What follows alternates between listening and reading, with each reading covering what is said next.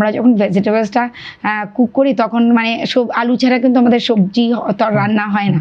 তো এই আলুটা থেকে কিন্তু আমরা অনেকখানি স্টার্চটা পাই। তো আমার মনে হয় যারা ডায়াবেটিক পেশেন্ট আছেন তাদের ক্ষেত্রে কিছু কিছু ভেজিটেবলস একটু মানে যেটা যেহেতু আসলে ডায়াবেটিক যেটা হয়, যেটা আমরা বলি যে একটা নিয়মের মধ্যে দিয়ে চলা, তো সেক্ষেত্রে নিয়ম পালন করলে কিন্তু দেখা যায় শরীরটাও ভালো থাকবে। সেক্ষেত্রে যখন আমি মনে করি যে যেগুলো ভেজিটেবলস যেগুলো আছে যেমন লাউ, তারপরে করলা আছে, তারপর ধরেন পটল আছে, ফুলকপি আছে, বাঁধাকপি আছে, তারপর ধরেন পালং শাক অবশ্য যাদের একটু ধরেন ইউরিক সমস্যা আছে তারা হয়তো একটু অ্যাভয়েড করলো। তারপরে এই ভেজিটেবলসগুলো কিন্তু অনেক ভালো। গাজর খেতে পারে, তাও একটু পরিমিত করে, যেহেতু আমাদের তো সেই ক্ষেত্রে এই ধরনের ভেজিটেবলসগুলো তাদের জন্য অনেক হেলদি হবে।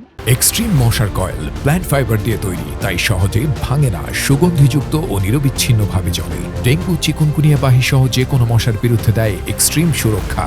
আচ্ছা, শীতকালীন আরও শাকসবজি রয়েছে যেগুলো আসলে আমরা যদি রেগুলার একটু নিয়ম করে খাই বা একটু খাওয়ার মতো করে খাই, তাহলে আমার মনে হয় যে আসলে এই সময়টাতে মানে অনেকেই অসুস্থ হচ্ছেন, এগুলো আসলে এগুলোর জন্য খুবই উপকারী হবে বলে। হ্যাঁ, মানে যেটা হয় কি, আপনার ইমিউন সিস্টেমটা যদি আপনার ভালো থাকে তাহলে কিন্তু আপনার রোগ প্রতিরোধ ক্ষমতা মানে যদি ভালো থাকে তাহলে কিন্তু আপনি অনেক ধরনের রোগ থেকে অ্যাটাক হবে না। যেমন ধরেন সিজন যখন চেঞ্জ হয় তখন দেখবেন বাসা বাড়িতে দেখবেন সবারই একটু ঠান্ডা লাগছে, সবার একটু কাশি হচ্ছে।